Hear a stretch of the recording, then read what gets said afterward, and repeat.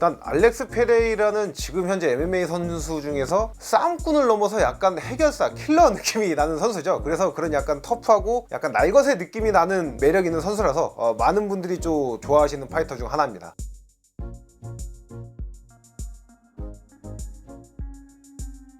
현역 선수 중에서 가장 강력한 별명을 가지고 있지 않나 생각이 됩니다. 국내 팬들은 지금 페레이라의 왼손을 악마의 왼손이라고 불리고 있죠. 실제로 그 정도로 불릴 수 있을 정도로 어마무시한 파괴력을 가지고 있습니다. 지금 MMA 무대에선 7승 중에 6개의 KO가 있는데 그 KO 대부분 왼손 펀치에 의해 나온 KO고요. 또 이 선수가 2019년부터 2020년도까지는 킥복싱과 MMA를 병행하면서 활동을 했었는데 이 시기 때 왼손 훅 하나로만 3연승을 했던 기록이 있을 정도로 어마무시한 파괴력을 가지고 있으면서 악마의 왼손, 또 불합리한 왼손이라는 별칭으로 불리고 있죠.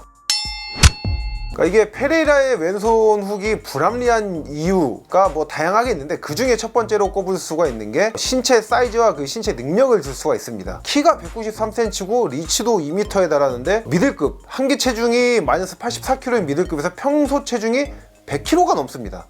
그러니까 이게 라이트 헤비급 선수도 보통 라이트 헤비급 선수들이 100kg가 넘거든요. 물론 예전에도 미들급 선수들이 100kg를 넘었던 시절이 있어요. 근데 이때는 IV, 흔히 말해서 그 링겔이라고 하죠. 링겔을 통해서 빠른 시간 내에 단기간 내에 회복이 가능했기 때문에 무리하게 감량을 하고 링겔을 통해서 회복을 해서 경기 당일날 크게 리바운딩이 된 몸무게로 나서는 선수들이 많았습니다. 근데 최근에는 그 링겔이 금지가 되면서 많이 빼더라도 회복이 안 되는 거예요. 그래서 대부분의 선수들이 100kg가 넘는 선수들은 라이트 헤비급으로 체급을 올리거나 좋지 못한 성적을 내는 경우가 많은데 페레이라 같은 경우에는 이 리겐도 굉장히 잘 돼요.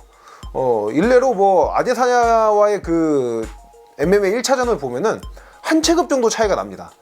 사이즈가 아데사냐가 얀블라우비치와 라이트 헤비급에서 붙었을 때 그 사이즈 차이 느낌과 페레이라랑 붙었을 때 느낌이 거의 비슷해요. 그만큼 회복력이 굉장히 좋은 걸 그러니까 타고났다는 걸 알 수가 있어요. 그러니까 제 생각에는 이게 17살 때 막 럼을 하루에 1리터씩 먹고 했다고 했잖아요.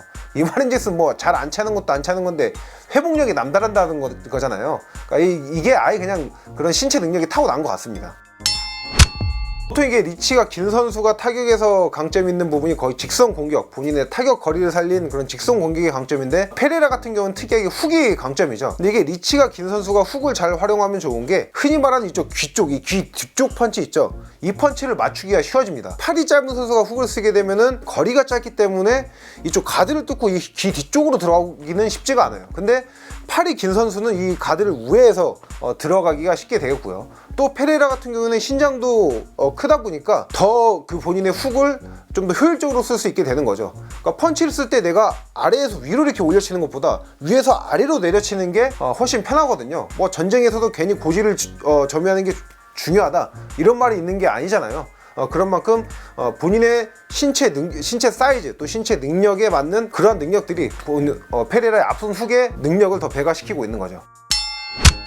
알렉스 페레이라 같은 경우에는 기본적으로 가드가 약간 좀 내려와 있는 타입의 선수입니다. 보통 가드를 좀 취할 때 이런 식으로 눈썹까지 올라와 있는 경우가 많죠. 이래야지 내가 쳐내기도 쉽고 안면에 펀치를 넣기 편하니까요. 근데 페레이라 같은 경우에는 앞손이 좀 약간 내려와 있어요. 약간 가슴 쪽에 위치하고 있는데 근데 이러다 보니까 상대방이 그 손의 위치 때문에 공격이 뭐가 나올지 좀 헷갈리는 게 있습니다. 알렉스 페레이라가 왼손 훅이 강하듯이 왼손 바디 펀치도 강력합니다. 그러다 보니까 왼손 바디 펀치를 한번 허용하게 되면은 상대방은 왼손 그러니까 바디 펀치에 신경을 쓸 수밖에 없죠. 근데 페레이라는 손이 약간 내려와 있단 말이에요. 그러다 보니까 여기서 이 펀치 모션이 나올 때 이게 바디샷인지 아니면 앞면에 올라오는 펀치인지 헷갈리는 거예요. 그러다가 이게 바디샷인가 해서 가드가 내려오는 순간 이제 왼손 훅이 내려오게 되는 거죠.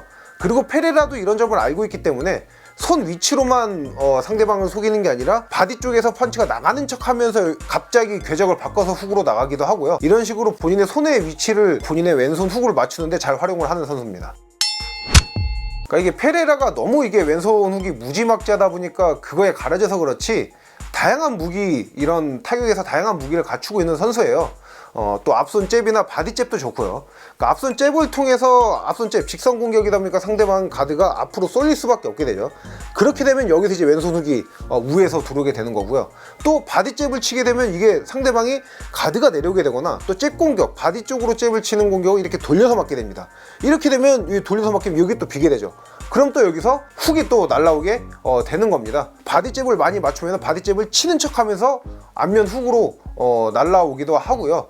그러니까 이런 식으로 본인의 그 훅을 맞추기까지의 그 셋업 과정이 정말 빼어난 선수입니다. 페레이라가 또 이게 니킥, 저 같은 경우에는 뭐 잽도 잽이지만 그 강력한 니킥을 페레이라 왼손 훅에 버금가는 강력한 무기로 꼽고 싶습니다. 페레이라가 클린치에서 무에타이를 활용한 니킥도 굉장히 좋고요. 또 결국에 니킥도 엄밀히 따지면 이게 정면 쪽으로 오는 직선 공격이잖아요. 그러니까 니킥을 방어하기 위해서는 당연히 가드가 몰릴 수밖에 없고 또 바디 쪽의 니킥을 방어하기 위해서는 가드가 내려갈 수밖에 없죠.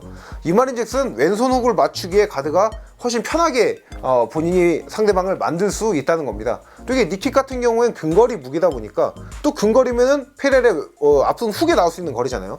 근거리에서 앞손 훅을 의식하고 가드를 이런 식으로 측면을 막다 보면은 여기서 니킥이 올라오게 되는 거죠.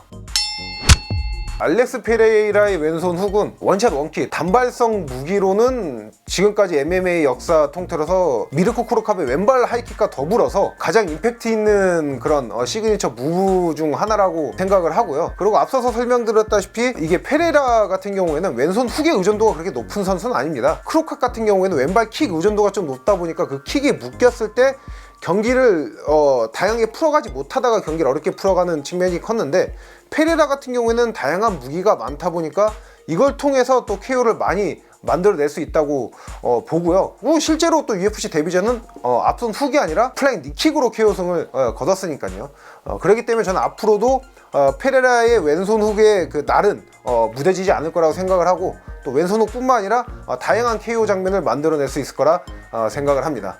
그래서 오늘은 이제 알렉스 페레라의 왼손이 불합리한 이유에 대해서 한번 알아봤고요. 또 다음 시간에도 재밌고 유익한 내용으로 찾아뵙도록 하겠습니다. 렛츠 댄스!